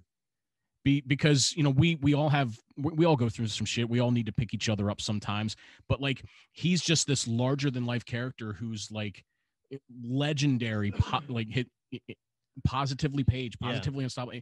Positivity is so synonymous with his name that I want to hear about a time that maybe he wasn't so positive. You know what? That's actually the kind of positivity that I was trying to mention earlier, that I was saying, like, I don't think this is like namby-pamby. Mm-hmm. Like he's saying like, he's not trying to, he really isn't saying like, the reason he did stop calling it yoga is, and I remember him saying this, is because like the stigma of yoga. Right. And then saying like, okay, I guess the fact that I put DDP in front of it means nothing to you, so I'll just say DDPY. Mm-hmm. And then that way, that I actually kind of sounded like him there, just right at that Y. DDPY. Why? But there's a thing where like he is the exact positivity that I'm talking about. He's the embodiment of this thing of like, stop being a pussy and get positive, you bitch. I literally said to him that don't be namby-pamby, get down and do push-ups. But like, like, but not in like it's not a macho way. Like, it's weird to explain that, right? Like I said to him that the thing that really attracted me to wanting to do the program to begin with was that this isn't a bullshit marketing scheme. It's not a revenue generator for him. I mean, it is, but like that's not why he's doing it. This is something that he invested this is something. I mean, he's already made his living. He made millions of dollars in wrestling. He's a Hall of Famer. He could retire off of that. Yeah, but generally, usually that's not managed great. Normally, but I mean, it can be. Yeah. But what I'm saying is, he could have lived off of that, but instead he created this thing that he needed for his own, personal quality of life, and was able to, over the course of years and the science and the work and the money and all that stuff that he put into it, was create this program for other people to do it. And like, it's not bullshit to him. Like he genuinely, like, he didn't have to call Jake the Snake, who was famously a crackhead. Mm-hmm. I mean, this isn't breaking news. Stay on the mat. Shout out. He didn't have to reach out to him and basically say, like, if you make the commitment to lose 10 pounds, I will move you into my house and we will get your life straight. 10 pounds. That because he said, you need to show me you're willing to do the work. Yeah. And like, do the work like that. That's kind of like a motto of his. Like, man, that makes me want to do so much shit. I was just going to say, fucking John saying, damn, Ian's passion for everything he does has me fucking fired up. So you got John fired up right before the weekend. He's going to probably run 28 miles today. I mean, this is literally just all resonating from me reliving a story that I lived 4 years ago when I met that guy for 40 minutes. Mm-hmm. And like, I'm not, I mean, you know me well enough. Like, I'm not always like this, like, full of energy right now, but like I feel it. Yeah, but that's the point I'm talking about. Is that's the kind of conversations that I want to have on the show. I don't want to. It doesn't always have to just be episodes about my fucking cat pissing on my bed. It doesn't have to be. We have that in common too. I'm not on my bed, but pissing where they're not supposed to. Right. Yeah. But there's the element of, I want it to be reiterated that I admire your work. I would like to talk to you about your work, not necessarily just a fan. So like, I have that to go back to your point about when you're saying like he doesn't do podcasts less than this or anything like that. What my understanding is, and the way I can't figure out how to reach out yet, is I don't think that I'm going to get a ton of fucking listeners from you. Like, no disrespect. Like, I'm not approaching you because of your celebrity. I'm approaching you because I admire your work. Right. People you happen to, it's just that was my elevator pitch. It's going back to your point about Larry at work. Do you know what I mean? You are somebody I would love to talk to and just have a conversation with, because I feel like we share a perspective or point of view, or I'd love to hear your point of view on a couple of things. Not oh my God, what was it like to, like, yes, I may have. Tell me about winning the world title, DDP. I may have elements of like. I mean, he does tell that story, but I didn't ask him to. But that's the thing, is there's certain things where you kind of just, I want to have the experience of talking to you. Mm-hmm. I don't necessarily think that, and I want to do it that it's most beneficial to you. If you get 17 more or 118 more or whatever the episode count may be at the end of a month or something like that. I mean, these stay up forever. Mm-hmm. So it's just an advertisement for that project forever. Yeah. In general, but also like it doesn't have to be. I went to Camp Anarchy with a co-host, Buddha Boys, Chris William. There he is right there, pictured right there. But he and I went to Camp Anarchy. He was actually the one that was able to secure passes to as press. And we got the passes and got a list of all of the contacts for all of the bands on the festival. Every single one. Fear, Rancid, NoFX, awesome. Fucking Strung Out, like who else? Like, I mean, I'm Suicidal Anxiety. Suicidal tendencies were there. I was actually going to ask if that was one of them. Like, straight up, like Suicide Machines, Suicidal Tendencies. Like, it was a show for aging punks, from my childhood. So there's all of these bands, and we get the press contacts for all of them. And we reach out to every single one that we would like to talk to, and none of them reached out. None of them, or some of them were like, they don't do interviews. And it's like, we're not. So Yeah, the thing with a podcast is, I'm not talking about, I don't want to fucking interview you. I want to talk to you. Mm-hmm. I don't have anything prepared. I don't have any, look, I had a couple talking points to talk about today, but I had nothing else, because that's the thing. When I have a guest or another person to talk to, I don't need anything else, because we will talk about interesting things. I know we will, no matter what. And it will be entertaining. That is the one confident thing I have. I don't fucking care if it's Billy Joel, if it's a fucking Queen of England. I don't give a fuck. If both you want equally racist, by the way. Yeah. Why did I pick those two? I would never, ever even reach out to talk to the Queen of England, but it'd be one of those things that, like, she doesn't do interviews for less than 20,000 subscribers. Right. Yeah. I just hit her up on her camera. I just want to clarify too, like, that wasn't their way of like big leaguing me. It was just his time is so valuable that he the first question he's going to ask is, how many people are going to hear this? Yeah. And that's the thing is, and unfortunately, when you have to, again, like you said, you have to kind of sell it. Like, oh yeah, maybe, I average this many people, but honestly, I don't know DDP. I've never had DDP on before. How many listeners is this going to get? As many, like, ultimately, I think what they're expecting you to want is them to share it and to post it and stuff. And yes, ultimately, anybody that I have on the show, anybody that I've ever had on GDP ever, yes, I would love it if you were to tell everybody that that you were on the show as well. Maybe you won't. It's mutually beneficial. It's definitely beneficial to me. But because I would get more plays or listens. Or yeah, but I mean, we're talking about my show and future guests and Shot Glass Diaries and things like that. So it's beneficial for me too. Right. So that's the thing it helps in both ways. No, I can't offer you 40,000 more followers. I can't guarantee any of that shit. All I can guarantee with me reaching out to anybody to be a guest is if I'm reaching out to you, it's going to be an entertaining or insightful conversation that is not going to be like the other ones that you're doing. A good example of that, again, a unique experience. I'm going to plug my own shit here. My most recent episode that came out last Monday was with actor Breanne Davis. Right. She may not be a household name, but she was Jake Gyllenhaal's girlfriend in Jarhead. We all remember. She got her tits out. She was that one of your questions? No. What was it like getting your tits out? No, we did speak for about 6 minutes about her standards for doing nudity on film.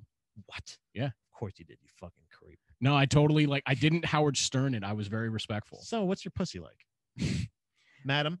No, I approached it with like, what is the pressure for you to have to do that knowing you're in such a competitive market? And that's honestly, that's what I thought is that about. something that you're willing to do for the sake of doing the job? Or like, have you ever missed out on opportunities because you refuse to do it? I would love to know. And I don't think anybody would ever be this honest. And I'm not saying that I'm not implying that she's one of the people, but I would love to hear somebody once just be like, I just like being naked in front of people. Well, she explained it to me, and you can hear this on my show, that when she's on set, she doesn't really feel like she's herself. She's already kind of slipped into the character. Yeah. Yeah, and when she watches it on screen, she doesn't really see herself on screen. She sees the character on screen. And she has refused. It's funny because I said that out while looking at a match that says refused. She has refused to do nude scenes before because she didn't think it added to the story or the character. Awesome. But she's also done it, because it did. Right. And but like, as much as I wanted to talk to her about like being on True Blood or being on who was she on True Blood? She was one of the waitresses at Merlot's in the last season. Oh my God. I think she had a love interest with Terry Belfleur. Oh, really? Mm-hmm. Wow. She was only on for like maybe 2 or 3 episodes. That's fucking crazy. Yeah, like I loved that show. So like I obviously talked about her experience working on that show and all the crime dramas she's done on network TV, like one episode of CSI Los Angeles, and Desperate Housewives, and 6 on the History Channel. Like I wanted to talk about all that, but like we literally spent about 60% of the conversation talking about how she is a recovering 11-year sex and love addict living in Hollywood. Damn. She has a podcast about it, which I'm going to be a guest on later on this year. called Secret Life, where people it's a platform for people to unburden themselves of their deepest, darkest secrets. Some people do it anonymously. She recently wrote a book, which is available now, Secret Life of a Hollywood Sex and Love Addict, a novel. And like, that was like one of my favorite interviews. I've done some really, really cool interviews. I've been really fortunate enough to interview some very cool people. But like, just you ever talk to Lemaire Lee? Not in person. Well, there you go. I'd love to talk to Lemaire. Lemaire, if you're watching this, get in touch with me. I want you on my show someday. You should. I will go on. Not before Pat, but someday. I'll go on with him as his manager. I won't be on mic. I'll just go if I don't want him to answer a question. Maybe we'll bring you guys on to promote the sumo wrestling. Yeah, hell yeah, dude. Yeah, fuck yeah. But yeah, I think, and honestly, you're such an insightful person, not just as a podcaster, but like the fact that you're an insightful person that podcasts. You happen to be a podcaster. You know what I mean? Like, podcasts. I'm insightful and self-indulgent. Podcasts have a stigma of being like of almost like how bad improv gets the stigma of improv is only good when it's the absolute best improv you've ever seen in your life. That's the only time it's good.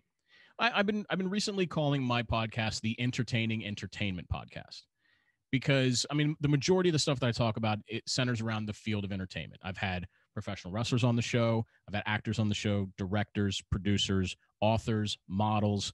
One of my best friends, Dave Sharp, has spent the last 30 years of his life as a letterer for either Marvel or DC Comics. He's going to be on the show on Monday. Me and my best friend, Dan Freet, who is one half of my comedy duo, Awesomely Strong. We spend an hour breaking down all the Spider-Man films, which is it's a really great conversation. We individually rank them. That's like is that a ratings roundtable? No, whenever I do these, I call them the Fab Three when I get Dave and Dan together, because we all come at it from different perspectives. I was a big fan of Saturday morning cartoons. Dan read the comics as a kid, and Dave worked on these comics. So you're like, I think I know a little bit something about this, Dave. So it's interesting to hear the different perspectives of how these iterations have been adapted for TV and film, and what we like about them and what we don't, what casting choices we agree with and which ones we don't. Because I thought that Tobey Maguire was a pretty good Peter Parker, but not a very good Spider-Man. And one of the other guys on the show thinks the exact opposite. Really? I think it's interesting because I would say none of them are like how I always envision that show, not actually the cartoon I loved. The cartoon I loved because it was consistent. It was all the time. It was week to week, but it was also, and I've explained this multiple times on multiple shows that I've been on, but I love the Spider-Man element because there's like, he's just a guy who's trying to fucking work and pay his bills, but he's also like a superhero, also trying to have a successful relationship with an extremely needy girlfriend, and then and keep his Aunt May out of his fucking business. But the consistency is in Peter Parker and Spider-Man. When I'm watching Spider-Man the movie, I'm seeing Spider-Man as, I'm seeing Peter Parker.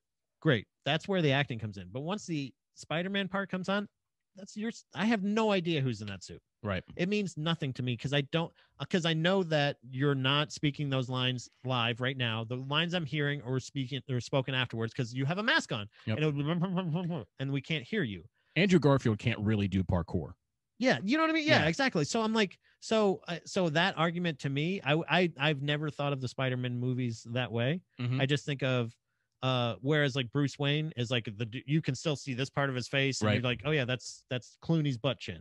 I know that's Clooney. I mean, we even break down which Bruce Campbell cameo we love the most in Raimi's trilogy. I would love to do something similar to that, and I'm not trying to invite myself on your show and to say like, oh, this is exactly what we should talk about. But I would love to do something similar to that in Bruce Wayne / Batman. Have you done something like that? We do have scheduled someday to have a Fab 3 episode where we break down all the modern Batman films, starting with the Michael Keaton. I'm thinking just Batman, Bruce Wayne comparisons. Who would be the best Bruce Wayne and who would be the best Batman? If we're making the purest best, we could do it right now. Even if we just break, we got 10 minutes. There's no way we could do this in 10 minutes. But like say like, okay, Keaton is the best. Let's say some people may think Keaton's the best Batman, but Christian Bale's the best Bruce Wayne. Yes, or like Val Kilmer's the best Bruce Wayne, but Clooney's the best Batman for some reason, or whatever it may be. And that no one would ever make that argument, by the way. But truly, and can I be completely transparent with you? You may not want me for this for this list because unironically, and I can defend this, I do believe that Batman Forever is the truest adaptation of Batman in its form I've ever seen. I actually really love Batman Forever. It's really good. It's campy. It's cartoony. It's Batman. The acting is over the top. It's as truest to its form from the comic book / original show, right? I think so. I mean, maybe not so much to the source material, but like to the vein of like the 60s era Batman. But that's like why some people really love it, and that's why some people really hate it. Like Dave hated the 60s Batman stuff. Because he's like, that's not the Batman that I grew up reading and working on and all that. It's too campy. It's all that stuff. But like when we did it for Spider-Man, like I really love hearing, like, we have contrasting opinions, but we all come at it from the same mutual love and respect for the source material. Yes. And that's the thing is like, I like Batman. Like I like Batman, and I'm somebody that is also full transparency again, not a good bar for most entertainment, maybe, because I genuinely love all Planet of the Apes movies equally, including the Tim Burton one. Saw it in the theaters twice. Okay. I love it. I love any Planet of the Apes. Give me that world, just like Star Wars. Give me that world. I don't give a fuck. Tell me what's going on. Just go. I don't need backstory. Who's that? Oh, his name's Jujuji. Ba-boom. Whatever. Hey, look at that. He speaks a new language. I never heard it. He's got an orange lightsaber. Didn't think that was possible. But you know what? Star Wars, anything's possible. Rosario Dawson has 2 lightsabers? You know what I mean? Like, I was like, oh, I thought that was only the one guy, Grievous, and he stole them all or whatever, So there's like, when you build a successful world like that, like I could live there anytime. So there's not a ton of consistency with the Batman movies. They're completely different. One of them's fucking Pittsburgh. Yeah. So like there's one that's just Pittsburgh. Ben Roethlisberger's in it. Of course, that's the darkest one. You know what I mean? That's the one like gritty and like kill all of the Pittsburgh Steelers. But there's so many things about it that's so true to the source material, though. Like Bane actually does break Batman's back in the comic. Right. And that's what I'm saying is I like that one, but I know that they're completely different. I know that the Batman Forever, if you say Batman, which one's the better movie? Right. Batman, what's Dark Knight Rises? Dark Knight. But you're talking about Dark Knight Rises. That's the one I would Pittsburgh say. one. Yeah. I would say that one's, I think, the better movie, the better film. Right. But which one do I enjoy more?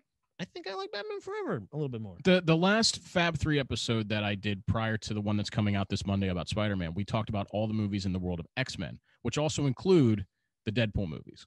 Oh. Because it takes place in the world of X-Men.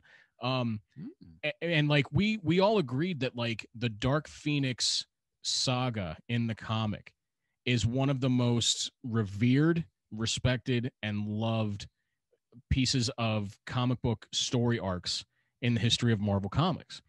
And it's because of that they failed so miserably twice to tell that tale.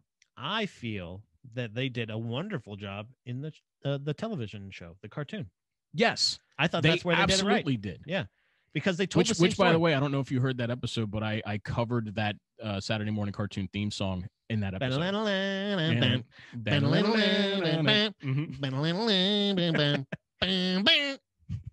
X-Men. That's what that was. Honestly, I totally covered that. Yeah. Oh man, I do the Spider-Man, the '90s Spider-Man one. You want to talk about a juxtaposition? I don't know if that's the correct term, but let me know at the end of the sentence. I loved Beast. Beast was my fucking dude. All cartoon, all the like. When the movies came out, I go, give us some Beast. Here we go, Beast. And then you know who was 2? By the way, you'll love this. Gambit. Gambit was my number 2. I had myself drawn as Gambit for that episode because I love Gambit so much, and that's one of the reasons why I hate X-Men Origins Wolverine so much. 2. How many movies do I get with none of my favorite characters? Yeah. So I have to go like, oh yeah, Wolverine's great. Okay. Yeah. Cool. Cyclops. Well, and like X-Men Origins Wolverine, like they introduced the Gambit character, but he sucked. He fucking sucks. And that's what I'm saying is like, when you have that, that's the only loyalty I have to it. So when people start talking to me about like, oh, the comic book, I have no knowledge, because guess what? Even though there's pictures, Ian, lots of fucking reading. Yep. Boo. At Young Pat, that's literally never. what my buddy does for a living. Boo. He does all the lettering. I am your least favorite fan. I'm not saying that what you do isn't important. It's just not for me. I'm a strictly picture guy. I will say though, that's because I'm dumb. And I'm not just saying this because he's my friend and I've seen a lot of his work, but he's done a lot of work over the last like 4 years on Harley Quinn, and it like lettering. It is some of the most amazing work I've ever seen, because I've paid attention to the work that he did in it. The boldness of the letters, and when he chooses to italicize, and when he does color in the font, like to help accentuate certain words, or like to try to encapsulate like the way that you imagine Harley Quinn's voice being, but reading it. I do appreciate that. I do appreciate it's mind blowing just how much thought goes into that I never really, noticed or cared about until I met a friend of mine who's been doing this for 30 years. There is and partially, probably fully now is when I'm actually realizing it, but I do appreciate when you realize the letters you're reading it in that tone. Right. And you're like, oh fuck, I didn't even know I was reading. You know what I mean? Like, well, they make it all wavy, and you're like, oh, because he's all hurt and he's straining. Well, and the science behind it in regards to like where you place it, yeah, so that you get what you need out of it without it taking away from everything else that's going on in that panel or in that balloon or whatever. Yeah. I am a fan of analytics, but I'm still not a fan of spelling it. That's fair. So I'll be a guy that I like the first part when you say anal. That's fun. But then you say the analytics and you're like, all right, get out of here. What is this? A program? But I feel that don't Google anal licks. They went into space. Why did they never go into space in the movies? Like the Phoenix thing happens in space. Well, they did that in Dark Phoenix. But like be there. The whole it happens over time, guys. Like why? Like either way. And that's the thing is I got all like pissed off about it at the time. I hate that movie so much. But like more than X3. I honestly, I genuinely, and this is not, I don't mean this as like, if you love them, that's cool. But like, I'm a guy that like, I fucking hate. I watched most of them when they first came out, especially when they brought in Juggernaut too. Mm-hmm. And I was like, I watched most of those in the theater. And then after a while, I was like, this is, I don't fucking like any of these movies. I don't think I like any of them. I don't like it's funny hearing Dave's take on that, because he was working at Marvel when that movie came out, and they went like as a group, and they were like, you remember Deadpool and that Wolverine movie? I know this is different, but that Deadpool, how they did it with the original, y'all, we talk about that on the show. How do you take the Merc with a mouth? Yeah, Merc with a mouth. How do you take the Merc with a mouth and sew it shut? By the way, that's signed by the person who did all the cover art for all the Deadpool Merc with a mouth. Oh, that's cool. Mm-hmm. Yeah, it's a buddy of mine for like growing up from childhood. At the time, his now ex-wife, her uncle. He was actually, then I actually took my favorite cover, which was the Dawn of the Dead cover that he did. Mm-hmm. And I have that. I have the book too. I have like the collection of all the graphic novels for that. Cause I love the lunacy, like that you're already in a comic book world, right? And there's already a real life Batman, but the breaking of the fourth wall and the other stuff, the self-accurate. So I love the perception of why he breaks the fourth wall in the comic. Yeah, because like Dave explained it to me. I want to say it was on the X-Men episode that we had him on, where it was explained to him while he was working at Marvel that he's playing to an audience that isn't there, but he doesn't know it. He's just that fucking crazy. Yeah, he's just doing that. Like that. Yeah. How I picture it is he's not talking to me. He's talking to fucking. If he's in the jungle, he's talking to like just a bunch of trees or something like that. He's but he's still doing a Bugs Bunny like right. I mean, but despite like how great Ryan Reynolds does that, like. You don't think that when you see it, you think he's talking to you, because he's looking at you and he's making very specific, arguments or references or whatever. Right. But like in the comic, it translates so much better. Yeah, I'll say and that thing, when you have that dynamic and the depth of that character, you can't just go like. like that is who that character is. Like, it's not about like, it's like, and not to sound like a complete fucking dork, but it's like making Beast purple. Yeah. You're like, no, he's the fucking blue guy. Like, why would you ever, or making like just having them be the W men? You know what I mean? Like, what the fuck are you doing? Like, the X-Force. Yeah. Oh. Don't get me started on that shit. That was like that. What is that? When you order X-Men on wish.com. Ian Strong has been here the entire show. Ian, tell them one more time where they can find your show, what your show is about, and just a little bit more about where they can find some other stuff from you. Okay. Plugging away. Plug it. Strong Words with Ian Strong is available anywhere you get your audio podcasts, including Spotify, Apple Podcasts, iHeartRadio, Amazon Music, anywhere you get your audio podcasts. I consider it the entertaining entertainment podcast because my feature episodes, which are every other Monday, contain people that have worked in all different forms of entertainment, being writing for comic books or modeling nude or actors and directors and authors. This Monday, like I said, comic book letterer extraordinaire Dave Sharp, also the bass player in my band Dead Cowboy, is going to join the show along with one half of my awesomely strong comedy duo, Dan Freak, Captain Awesome himself. We're going to break down all the Spider-Man films. May 10th, Diamond Dallas Page is going to be on the show. Bang. WWE Hall of Famer. It's The Rock. Wait, no, wrong one. Oh, you got to spread the fingers. Oh, yeah, I forgot because this is trademark, right? Yeah. Did you go over that? Is that for real? What? Is that a real thing? This is his diamond cutter. I know. But this is not it. This is The Rock, right? Yeah, that's The Rock. That's I was gonna say Ja Rule. What's his name? Jay-Z. It's Rockefeller. Jay-Z. Yeah, Jay-Z and Rockefeller. Yeah. So May 10th, DDP will be on the show. Pat George is going to be on sometime before the summer. Yeah. He was actually on an episode once where we broke down all of the movies in Kevin Smith's View of Skuniverse, which is awesome, and you should definitely check out if you're a fan of those movies. I love the dynamic of four, and I said it on the show of three. Well, there was four of us. Four of basically the same guy. And like if you were to if someone were to generally just drive past us, they'd be like, oh, those guys are all talking about loving the exact same things. And when you actually, and this just shows you there's perspective and there's spectrums to everything. Those lists were vastly different. Not in every single sense. Those are in a very popular segment I do on the show called Ranking Roundtable, where I get some people that are very passionate about one very specific group of things. Like we did Quentin Tarantino's films. We did Kevin Smith's View of Skuniverse. This summer, I'm going to be doing all the studio albums of Metallica. That's a big one for you. Yeah, that's going to be huge for me. And I get people that are just as passionate about it as I am. So I hope you're fired up about it, John.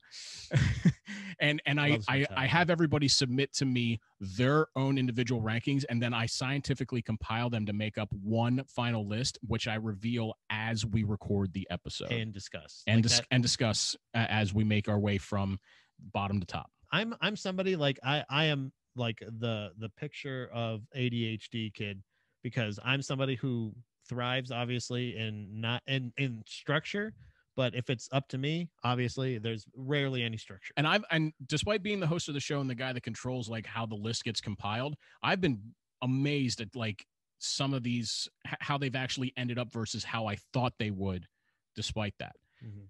So like, you know, if you're listening to this and you're a big Metallica fan, hit me up on Ian Strong Words social media, Facebook, Twitter, and Instagram. I'll add your list to our compiled list when we go to record it next month or in 2 months. We're going to air it in June. You know, if you're that passionate about all of Metallica studio albums, give me your list and I'll throw it in there too. The more data, the better, right? Exactly. Because you can get a more accurate portrayal of at least whoever is submitted. And this particular roundtable it's not going to be the most diverse group from a gender and race standpoint, but from an age standpoint, I'm going to have somebody that's in their 20s. I'm going to have somebody that's in their 30s, somebody that's in their 40s, and somebody that's in their 50s. Oh yeah, hell yeah! Like generationally is maybe, again, you're not going to have the dynamic of like saying what does the guy from Venezuela think that rides his bike to work, and who does the millionaire from Guatemala think? That's just both South American countries. I don't know why I did that, but that was like a 5-minute plug. I genuinely appreciate anybody who does listen to the show, because I do put a lot of work into it. It's really fun for me. It's been really cathartic to be able to have an outlet to tell my stories via Shot Glass Diaries, or talk about sex addiction with actors, or rediscover my love of Back to the Future movies with a guy who wrote a book and a podcast about it. Yeah, that's It's been an awesome journey. I have so many more ideas for shows coming out. I already have most of my shows from now to June already blocked out. That's why, and that's mainly why we haven't. That's why you haven't been on yet. Yeah, because there's a thing where like we did. I think last time you were here, and actually even before that, we were like, yeah, we should absolutely do a podcast, and you were like, okay, yeah, but I'm kind of I have shows. I have shows until spring, and I was like, yeah, oh, okay, so. It's not just a marketing ploy that I am releasing the DDP episode on May 10th. It's just I already have all my shows figured out between now and then anyway. Right. Like at the end of the month, one of my really good friends, Mark Shuey, who was the former sports broadcaster for Wink 104, WITF TV, and PCN, I have him on twice a year to talk baseball. I have to put that episode out the week before opening day. Right.